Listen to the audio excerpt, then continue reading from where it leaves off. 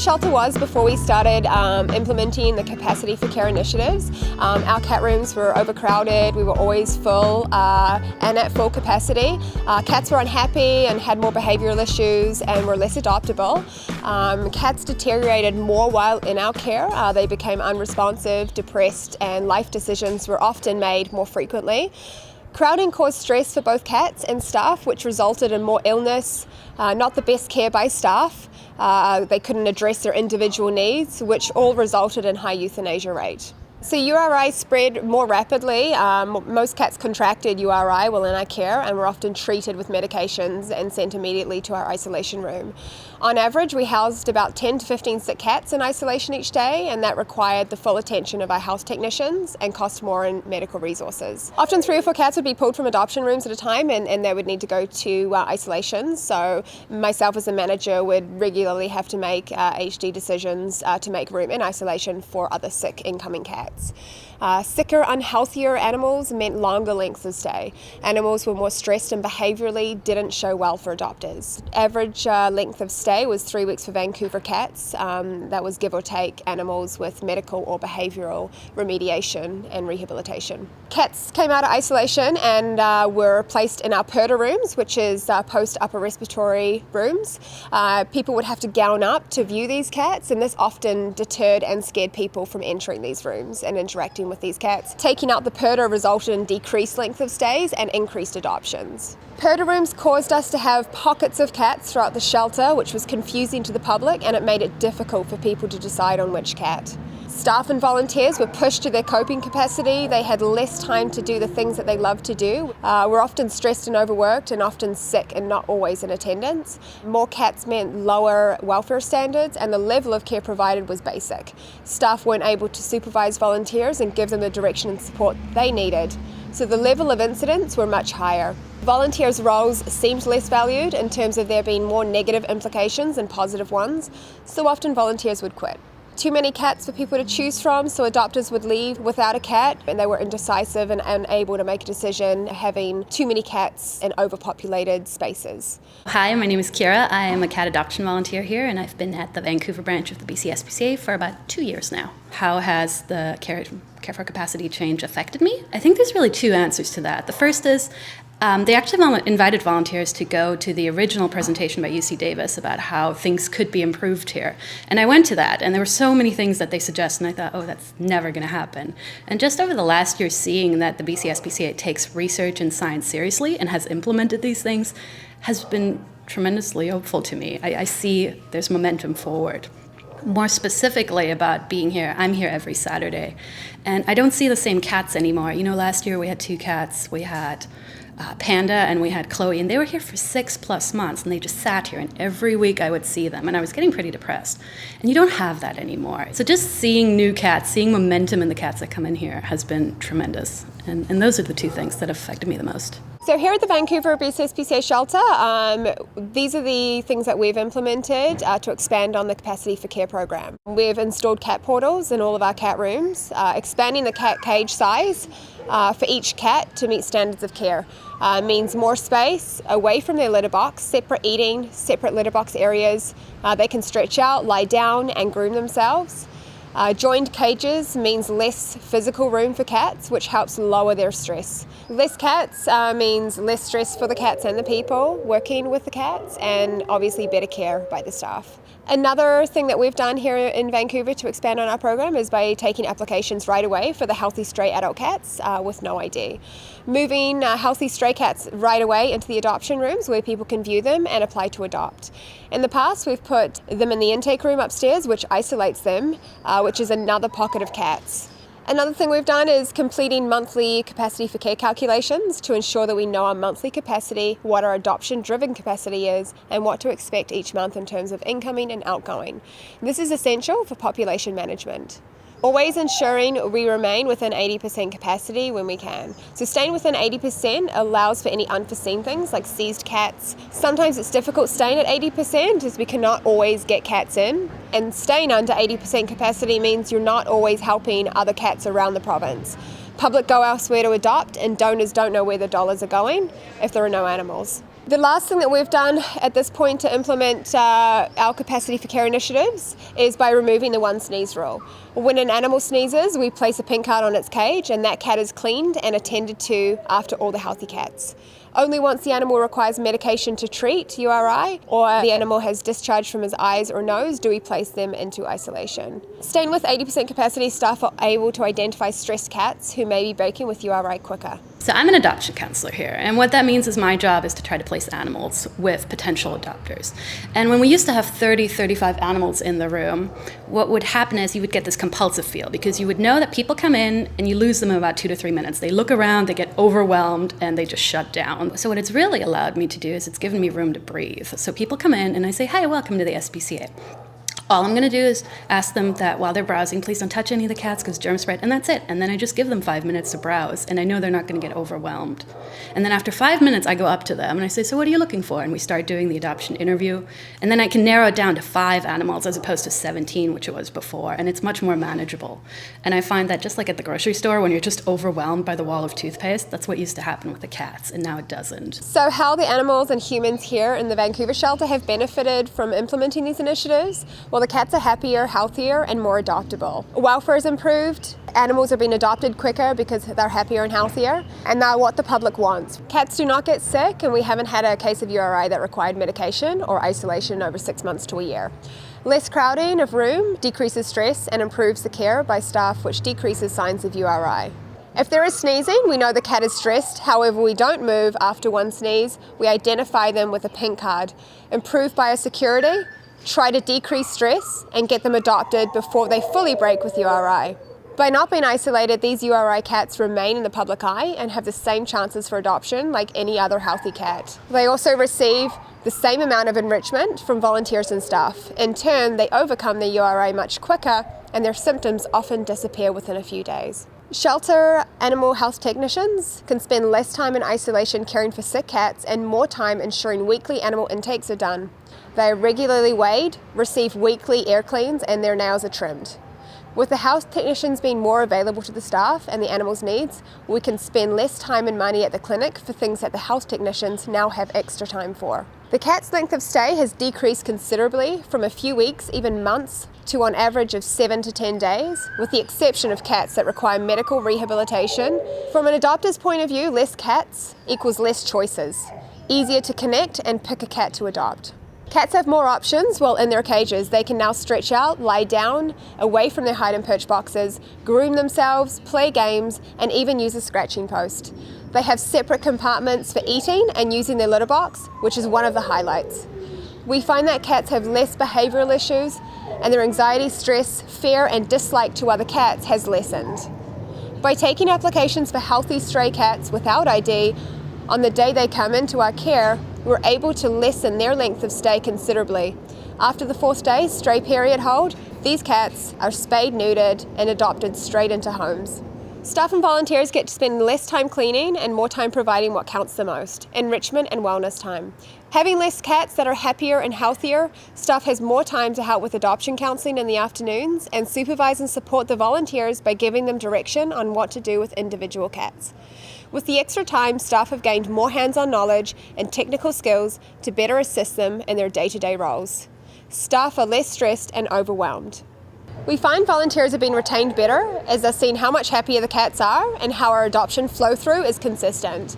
They have more training by staff and supervision, so they're not left on their own to do what they think is best. The differences that we see daily in the animals is just obviously increase in welfare more than anything. We've noticed a huge difference in the way that they are within the shelter. They're also not staying here as long. It's not as overwhelming when you're walking into the room.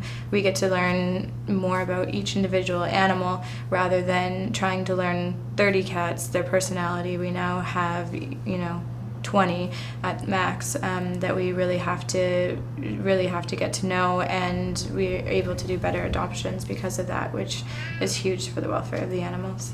With the capacity for care, we're able to really focus on each individual animal being able to understand what type of home might be the best for them and really get a really good idea of their personality and the type of placement that we need to find for them. The changes that we notice in adoptions and flow through within the shelter is literally we'll get a transfer, let's say on a Thursday, and by Monday the shelter's empty. What difference do I see in the animals? What we do here is we label the cats. So when a cat is very anxious, we put a little yellow anxious card on the cage. When the cat is very frustrated, we put a pink frustrated card on the cage. And the room used to just be light up in these colorful cards. You'd walk in, there'd be frustrated, frustrated, anxious, anxious.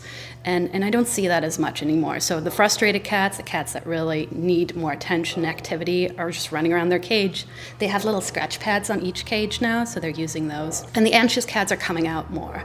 And what I specifically notice is adopters come in and they expect the cat to act here the way they would in their home. And before, the cats didn't do that. They were hiding behind their boxes, or they would be really frustrated and just running around like crazy. And now you get a much better sense of what they'll be like in a home.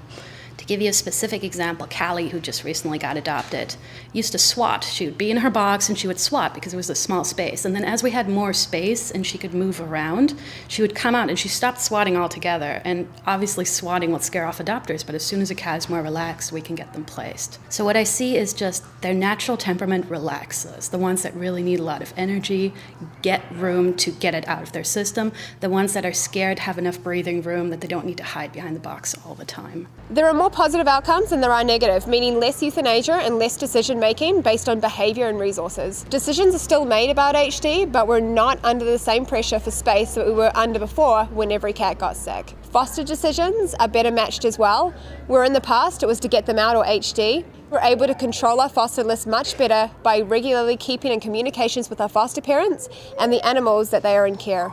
In the past year, we have dropped our foster numbers from 200 to 10 to 15 at any given time. Foster animals are staying in foster homes for less than 30 days before being adopted. In terms of adoptions, I see two types of changes. So we get two kinds of people that walk through the door. We get serious adopters, and then we get people who really aren't ready at this point in time to adopt. And it used to be a little hard to discern the two, because people would come in here and they'd feel guilty. And they'd tell you that. They'd say, I feel so guilty, there are so many cats, I need to take one. And what's nice now is that they don't feel so overwhelmed and they don't feel this compulsion to save a cat because they think we're crowded, that the people who really aren't ready to adopt don't. So they come and they say, oh, you guys are doing a great job.